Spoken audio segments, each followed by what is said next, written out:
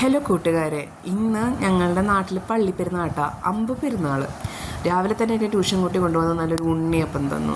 എന്തായിരുന്നു ടേസ്റ്റ്, നല്ല ചൂട് ഉണ്ണിയപ്പം. അത് കഴിഞ്ഞപ്പോൾ പിന്നെ തൊട്ടപ്പുറത്തെ വീട്ടിലെ സിനിയുടെ വകയായിരുന്നു ഉണ്ണിയപ്പം, വട്ടയപ്പം, അച്ചപ്പം, കുഴലപ്പം.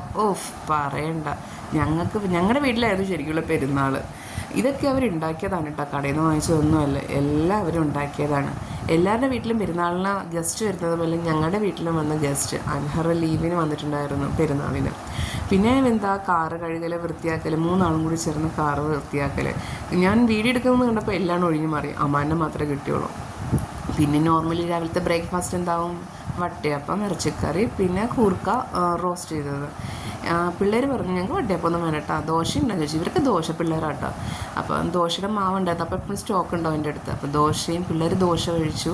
ഞങ്ങളെല്ലാവരും വട്ടയപ്പം, ഇറച്ചിക്കറി, കൂർക്ക, ഉപ്പേരി കഴിച്ചു. നല്ല ടേസ്റ്റ് ഉണ്ടായിരുന്നു കേട്ടോ. അറിയാമല്ലോ, വട്ടയപ്പം ഇറച്ചിക്കറി എന്ന് പറയുമ്പോൾ ആ കോമ്പിനേഷന് വേറെയാണ്.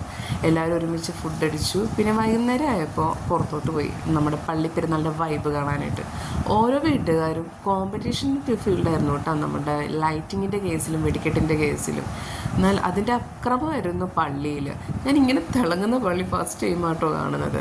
പിന്നെ വെടിക്കെട്ടിനെ കുറിച്ച് ഞാൻ പറയണില്ല, നിങ്ങൾ തന്നെ കണ്ടോളൂ.